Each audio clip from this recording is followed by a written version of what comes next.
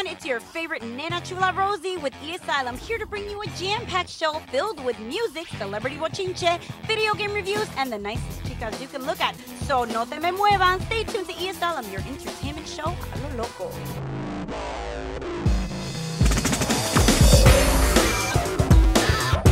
Now this next segment is for all those who love el cine romántico. Check me out talking to two Latin cuties from the upcoming film Love in the Time of Cholera.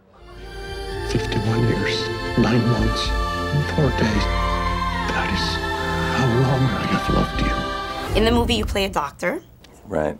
Who kind of abuses his power when you see him in his first scene. Dr. Feelgood, what do you want? Excuse me, what do you think? Would you abuse your power? You think that's an abuse of power? Hey. In what sense? She had diarrhea. There was no reason for you to look at her boobs. What's going on here?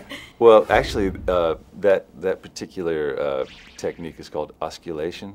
Mm-hmm. It wasn't uncommon for doctors to actually put their ear to the chest and the back of a patient to hear firsthand, or first ear, if you will, how their lungs sounded if it was filled with fluid or whatnot.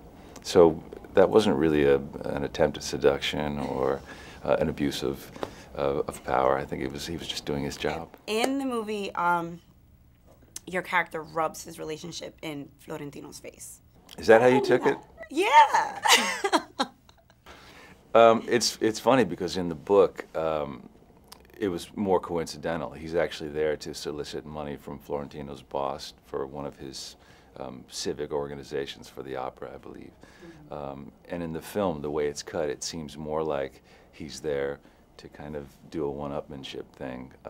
It's funny because I think it speaks to the male persona that even if there's not a real threat there, if it's even perceived, that we sort of have to create a ring around our territory, as it were. It's true. Yeah. At your age, love is an illusion.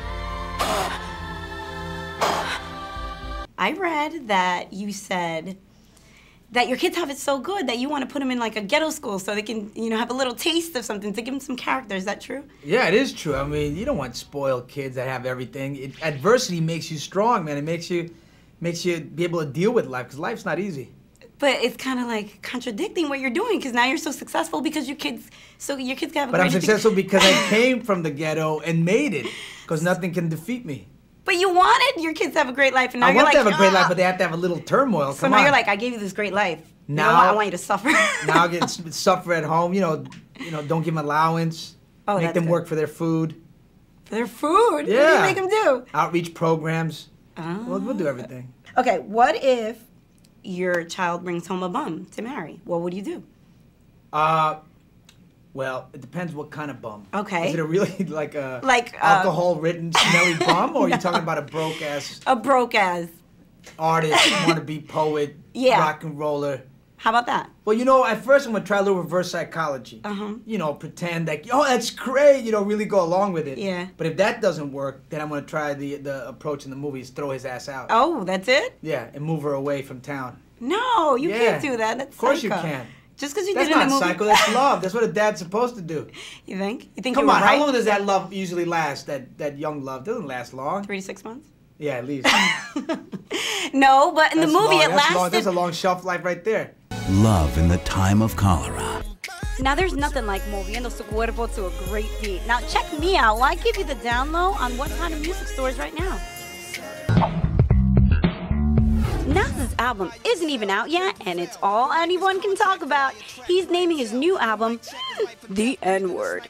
Nas's inspiration for titling the album was to take the power out of the N-Word. So far, the album has gained opinions from both sides. Akon and Common have come out in support of Nas' title choice, while Al Sharpton and 50 Cent have publicly opposed his decision. Listeners will get to decide December 11th when the album hits stores. And for all you Wu-Tang lovers out there just itching to get your hands on their new CD, you're gonna have to wait a little longer. The album titled The 8 Diagrams has been pushed back to December 11th in order to avoid competition with original Clan members Ghostface Killer's new album, set to be released 1 week earlier. This will be Wu-Tang Tang's first studio album since 2001. And new in record stores are American Idol Sweethearts Carrie Underwood's album titled Carnival Ride, along with rock band Cesar's new album Finding Beauty in Negative Spaces. Also new in stores is the Backstreet Boys' Unbreakable, along with Britney Spears' highly anticipated comeback album Blackout. Looks like there's going to be a pop music battle for the #1 spot. That's it for today. I'm Rosie, and this has been your Soundtrack News. Stay tuned for more news on the music you want to hear. Now, while some of us live hectic lives in this crazy world, others just live their life on MySpace. So we decided to check some profiles out so we can find our MySpace Girl of the Week. Check out the sexy chica we found. I am so unique because I eat tofu and seaweed salad, and I say no to dead animals. My turn-ons are girls with dark hair, and boys with tattoos, and people with actual personalities, people who are obsessed with their cars and their hood richness. I'm not gonna lie, I haven't checked it all day and I'm a little upset. I love my butt and my lips. I go bowling and I longboard and I read books.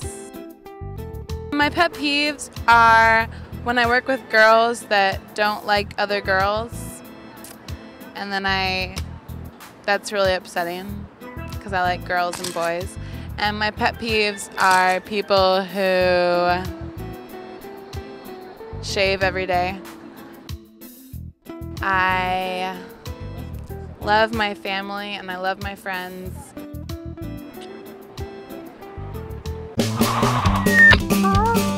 Which type of meat do you prefer, white meat or dark meat? Dark meat. Why?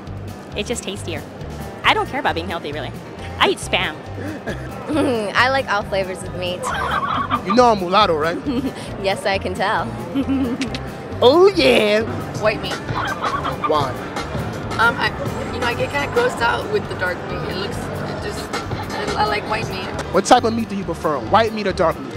I love all meat. Wait, are we talking about Dark. Why? Because it's better. Both. Why? I'm